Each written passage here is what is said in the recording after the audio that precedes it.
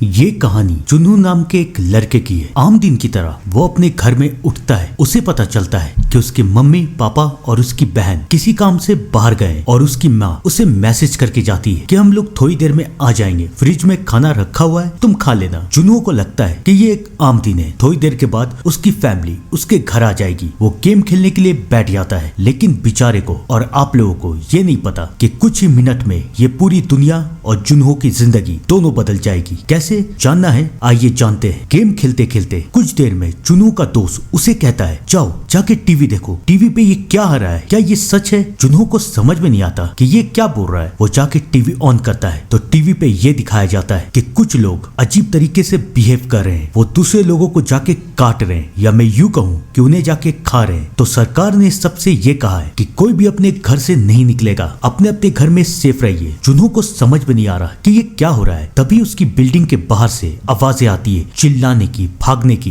जुनू बाहर झांकता है तो देखता है कि उसके सामने कई लोग एक दूसरे को खा रहे। लोग नहीं बल्कि ज़ॉम्बी। हम सब तो जानते हैं ना कि ये इंसान नहीं बल्कि ज़ॉम्बी है। पूरी दुनिया धीरे धीरे करके ज़ॉम्बी बनती जा रही थी। जुनू को समझ में नहीं आ रहा था कि वो क्या करे। उसके पास उसकी मम्मी का भी मैसेज आता है कि बेटा घर में रहना, निकलना मत, हम लोग घर आ नहीं पाएंगे, प्लीज तुम घर में रहना और तुम्हें जिंदा रहना है, सेफ रहना है। जुनू को समझ में नहीं आ रहा था कि वो क्या करे। जो आवाजें उसके बिल्डिंग के नीचे थी, अब वो आवाजें उसके फ्लोर पे, उसके दरवाजे के बाहर से आ रही है। लोग चिल्ला रहे हैं, मदद की भीख मांग रहे हैं और बाहर से ज़ॉम्बी की भी आवाज आ रही है। जुनू बहुत डर चुका है, उसे समझ में नहीं आ रहा कि वो क्या करे। तभी उसके दरवाजे पे एक नॉक होता है। खोलो, दरवाजा खोलो, प्लीज मुझे बचा लो। जुनू को समझ में नहीं आता कि वो क्या करे। वो दरवाजा खोल देता है और तभी उसका पड़ोसी सैंग उसके कमरे में आता है। वो बहुत डरा हुआ है। वो जुनू को बताता है कि मेरे भाई को कुछ हो चुका है। वो अजीब तरीके से बिहेव कर रहा है, उसकी आंखें लाल हो चुकी है। ऐसा लग रहा था कि वो मुझे मार देगा। मुझे समझ में नहीं आ रहा कि ये क्या हो रहा है, प्लीज मुझे अपने घर में छुपा लो। जुनू समझ चुका था कि अभी अपने घर में किसी को भी लाना मौत को लाने के बराबर है। वो सैंग को समझाता है कि तुम प्लीज यहाँ से जाओ। सैंग उससे मदद की भीख मांग रहा है, प्लीज मुझे बचा लो, 1 घंटा, सिर्फ 1 घंटे के लिए मुझे रहने दो। जुनू उसे कहता है सिर्फ 1 घंटा, और 1 घंटे में तुम यहाँ से चले जाना। सैंग कहता है बाथरूम कहाँ है, मुझे बाथरूम जाना है। सैंग तो बाथरूम चला जाता है, लेकिन जुनू टीवी की तरफ देख रहा है और टीवी में ये बताया जाता है कि ये एक वायरस है जो कि लोगों के अंदर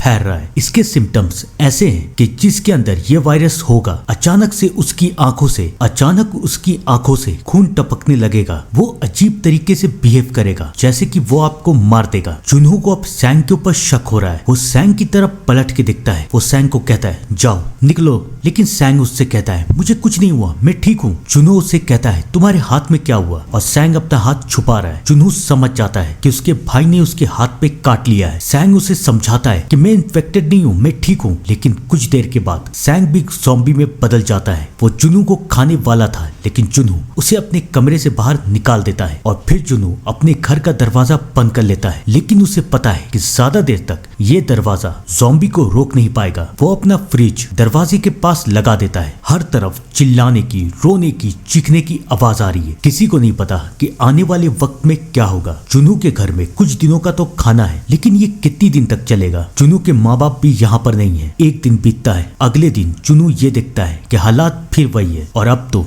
टीवी भी बंद हो चुका है, फोन के नेटवर्क्स भी आ नहीं रहे। किसी को समझ में नहीं आ रहा कि वो क्या करे। जुनू मोबाइल में वीडियो देख रहा है तो वो ये देखता है कि एक लड़का ये बता रहा है कि अगर हम लोग खिड़की से लटक के मोबाइल को यूज करेंगे तो टावर आ जाएगा, नेटवर्क मिल जाएगा। जुनू सोचता है कि उसे अपने माँ बाप से बात करने के लिए ऐसा ही करना चाहिए, लेकिन उसके अंदर इतनी हिम्मत है नहीं कि वो ऐसा कर पाए। जुनू को समझ में नहीं आ रहा कि वो क्या करे, कितनी दिन तक वो यहाँ पर रहेगा। रात होती है, जुनू आराम कर रहा है, तभी उसे आवाज आती है। वो अपनी बिल्डिंग के नीचे झांकता है तो देखता है कि एक पुलिस ऑफिसर पे कुछ ज़ॉम्बी अटैक कर रहे हैं। वो ऑफिसर बचने की बहुत कोशिश करती है, लेकिन सारे के सारे ज़ॉम्बी उसे काट लेते हैं। जुनू को बहुत गुस्सा आ रहा है। वो चिल्लाता है कि तुम सब भाड़ में जाओ। और ये जुनू की जिंदगी की सबसे बड़ी गलती थी, क्योंकि ज़ॉम्बी अब उसकी आवाज सुन लेते हैं। सबको पता चल जाता है कि यहाँ पर कोई रहता है, और उसी फ्लोर में जो ज़ॉम्बी था वो अब जुनू के दरवाजे में आ चुका है। वो जुनू का दरवाजा खटखटा रहा है, या मैं यूं कहूँ कि वो उसका दरवाजा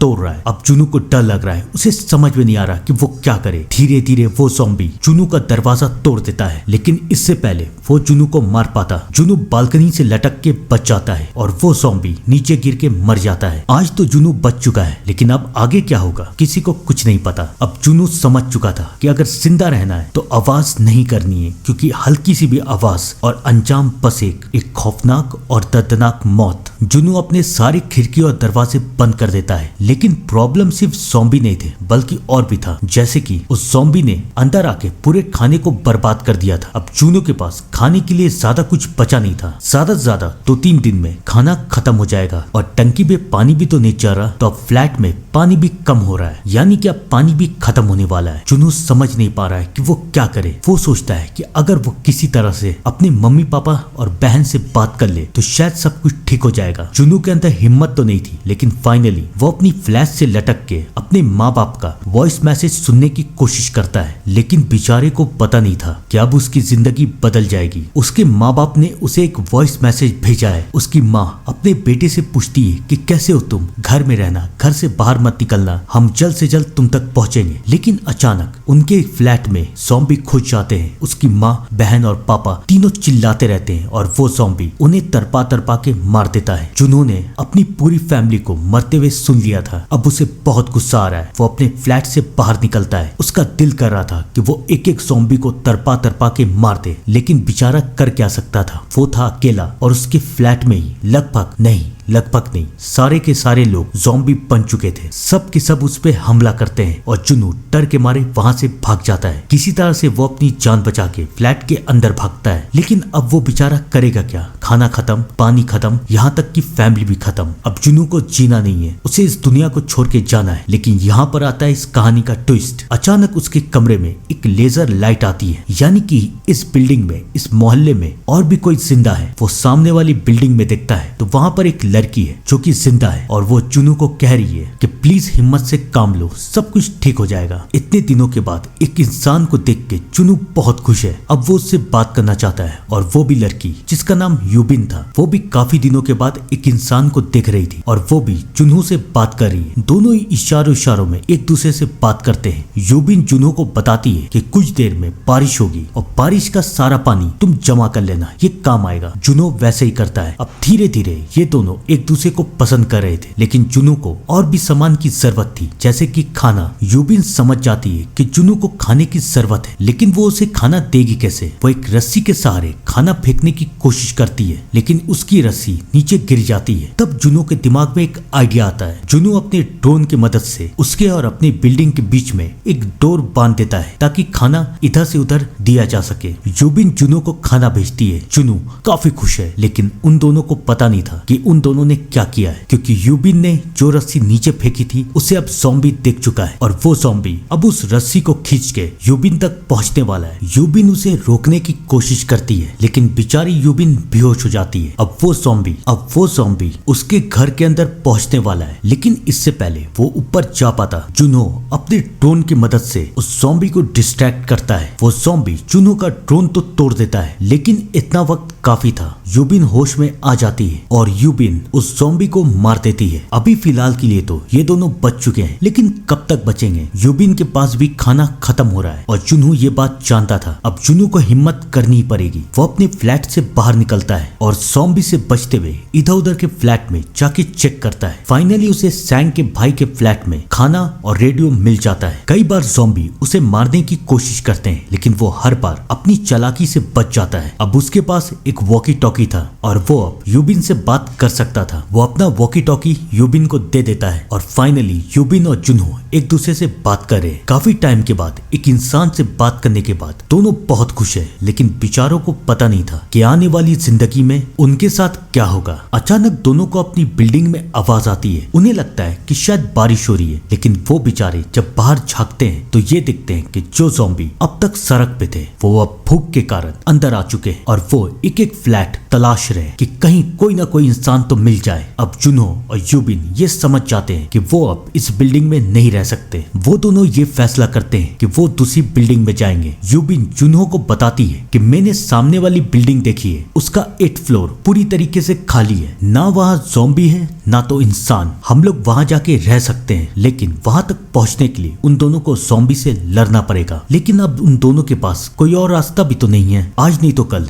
ये ज़ॉम्बी दरवाजा तोड़ के उनके फ्लैट में भी घुस जाएंगे और फिर वो दोनों या तो मर जाएंगे या फिर ज़ॉम्बी बन जाएंगे। दोनों हिम्मत करके नीचे की तरफ आते हैं, लेकिन क्या उस बिल्डिंग तक जाना इतना आसान था? मुझे नहीं लगता। सारे के सारे ज़ॉम्बी जो कि भूखे थे इतने दिनों से, वो उन दोनों को देखते हैं और उन दोनों के ऊपर टूट जाते हैं। जुनहो और यूबिन सारे ज़ॉम्बियों को मारते मारते फाइनली उस बिल्डिंग के अंदर पहुंच जाते हैं। लेकिन जब वो 8th फ्लोर पे पहुंचते हैं तो कोई दरवाजा खुल ही नहीं रहा। उन्हें समझ में नहीं आ रहा कि वो क्या करे और अब ज़ॉम्बी उनके पास भी आ चुके हैं। उन्हें लग रहा था कि शायद वो मर जाएंगे, लेकिन इस वक्त एक दरवाजा खुलता है और एक अजनबी आदमी उन दोनों को बचा लेता है। जुनहो बहुत खुश है, लेकिन यूबिन को उस आदमी के ऊपर शक हो रहा है। वो आदमी उन दोनों को समझाता है कि डरने की जरूरत नहीं है, मैं तुम्हारी मदद करने के लिए आया हूँ। ये मेरा घर है, यहाँ पर खाने के लिए खाना भी है और पानी भी है, तुम दोनों यहाँ रह सकते हो। जुनहो के कहने पे यूबिन को भी उस अजनबी के ऊपर यकीन हो जाता है। वो दोनों खाना खा रहे हैं और वो अजनबी उन दोनों को बताता है कि अब घबराने की जरूरत नहीं है, कुछ देर में यहाँ पर रेस्क्यू टीम जाएगी और वो हमें यहाँ से लेके चली जाएगी। वो दोनों बहुत खुश हैं कि अब सब कुछ ठीक हो जाएगा। लेकिन यहाँ पर आता है कहानी का एक ट्विस्ट। जुनहो को चक्कर आ रहा है, वो बेहोश हो जाता है और कुछ देर के बाद यूबिन भी बेहोश हो जाती है। यानी कि इस आदमी ने उन दोनों को बेहोश कर दिया था, लेकिन क्यों?